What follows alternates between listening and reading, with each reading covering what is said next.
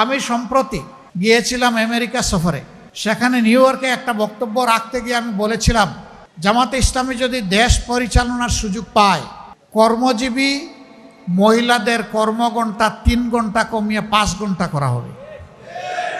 আরে যাই বলছি, বাংলাদেশের বঙ্গোপসাগরে জোয়ার শুরু হয়ে গেছে, চতুর্দিকে সমালোচনার ঝড়। হায় হায়, কি বলল জামাতের আমির সাহেব, এখন তো আর মহিলারা কোনো কাজই পাবে না।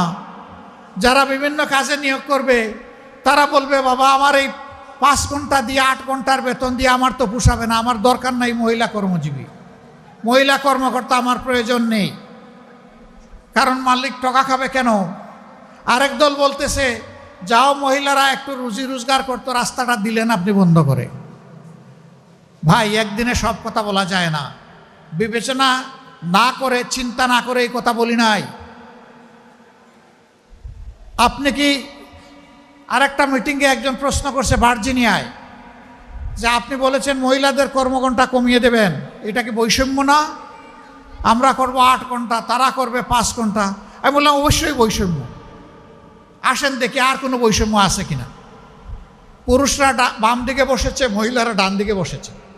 পুরুষদেরকে বললাম, বোনরা আপনারা শুনবেন না এই প্রশ্ন। পুরুষদেরকে বললাম যে আগামী 1 বছরের ভিতরে পেটে বাচ্চা নেবেন এমন 2-1 জন পুরুষ থাকলে হাত তুলেন। কেউ তো আর হাত তুলে না, সবাই হাসে আর নিচের দিকে মাথা দেয়, বুঝছে যে আমি কেন প্রশ্ন করছি। আমি বললাম এটা পারবেন না? কয় না না, এটা পারবো কীভাবে? আমি বললাম আচ্ছা ঠিক আছে, বাচ্চা নিতে পারলেন না, আপনার স্ত্রী যে বাচ্চাটা জন্ম দিবেন ওকে একটু বুকের দুধ খাওয়াবেন 2 বছর, যারা তারা একটু হাত তুলেন, নিজের বুকের দুধ। এখন দেখি আবার কেউ হাত তুলে না। আমি বললাম এটা কি বৈষম্য না? একজন পেটে গর্ভধারণ করলো, এরপরে বুকের দুধ দিয়ে বাচ্চাকে বড় করলো, আপনি কিছুই করলেন না, এটা কি বৈষম্য না? তো সে সব কিছু করবে, আবার প্রফেশনাল লাইফে এসে আপনার মতো 8 ঘন্টা কাজ তাকে করতে হবে, এইটাই বৈষম্য। এখন বলবেন যে শিল্প মালিক বাঁচবে কেমনে, সরকারের কাজ হবে কেমনে? অবশ্যই হবে। যে জাতি তার মাকে সম্মান করে, আল্লাহ সেই জাতিকে সম্মানিত করেন। চুরা চুরি করে সমাজ থেকে পকেট কেটে লুণ্ঠন করে যেই টাকা নিয়ে যায়, সেই টাকা যদি ফেরত আসে, সেই টাকা যদি সদ্ব্যবহার করা যায়, মায়েকে রানীর মর্যাদায় প্রতিষ্ঠিত করা হবে ইনশাআল্লাহ।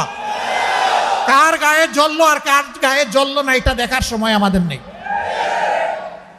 মারা 5 ঘন্টা কাজ করে 8 ঘন্টার বেতন পাবেন ইনশাআল্লাহ। তবে সেই 3 ঘন্টার বেতন শিল্প মালিকদেরকে দিতে হবে না, এটা দিতে বাধ্য থাকবে সরকার। একটা সমাজের ভিত্তি হচ্ছে পরিবার। পরিবার যে সমাজের সুন্দর, সেই সমাজ সুন্দর হয়। পরিবার যেখানে এলোমেলো, সেই সমাজ ধ্বংস হয়ে যায়। আমরা আজকে ধ্বংসের মধ্যে পড়ে গেছি, এই সমাজকে ধ্বংসের হাত থেকে উদ্ধার করতে হবে ইনশাআল্লাহ। আমরা একটা কল্যাণ রাষ্ট্র করতে চাই। সরকার সবার কাছ থেকে ট্যাক্স নেয়, সরকারের দায়িত্ব হলো সমাজের চাকা চালু রাখা। সরকারের দায়িত্ব হচ্ছে ওই সমস্ত মাদের বাকি 3 ঘন্টার বেতন পরিশোধ করা। কল্যাণ রাষ্ট্র যেদিন কায়েম হবে ইনশাআল্লাহ পর্যায়ক্রমে এই দেশ সেই জায়গায় গিয়ে উপনীত হবে। প্রথম দিনই হবে না, নিশ্চয়ই একথা জনগণ বুঝে। জনগণের ধৈর্য এবং সহযোগিতা আমাদের লাগবে। জনগণের যদি আন্তরিক সহযোগিতা এবং ধৈর্য পায় ইনশাআল্লাহ তা হবে।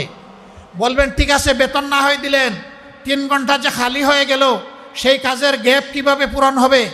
দুনিয়ার বহু দেশে পার্ট টাইম সরকারি জব আছে। অনেক মহিলা 8 ঘন্টা সময় দিতে পারবে না, বাসার বাইরে তার বাচ্চা আছে, সংসার আছে, এই জন্য জব ছেড়ে দেয়। তারা যখন দেখবে 3 ঘন্টারও আমার একটা সুযোগ আছে, বলবে ঠিক আছে সেই 3 ঘন্টা আমি আমার প্রয়োজন পূরণ করে আসি। এখানে জব আরও বেড়ে যাবে, একজনের সাথে আরও 1/2 জন যুগ হয়ে যাবে। সুতরাং আগে যদি 100 জন জব পেয়ে তাকে এখন 150 জন পাবে ইনশাআল্লাহ। এইভাবে জবের সংখ্যা বেড়ে যাবে। কিন্তু আমরা কোনো মাকে কাজ করতে বাধ্য করব না। যার প্রয়োজন আছে, যোগ্যতা আছে, কাজ তার হাতে সম্মানের সাথে তুলে দেব। তার নিরাপত্তা কর্মক্ষেত্রে বিধান করা হবে ইনশাআল্লাহ। সম্মানিত ভাইয়েরা, এরপরে যদি কোনো শিল্প, কোনো ইন্ডাস্ট্রি মহিলাদেরকে কাজে নিতে না চায়, সরকার নীতিমালা করে দেবে।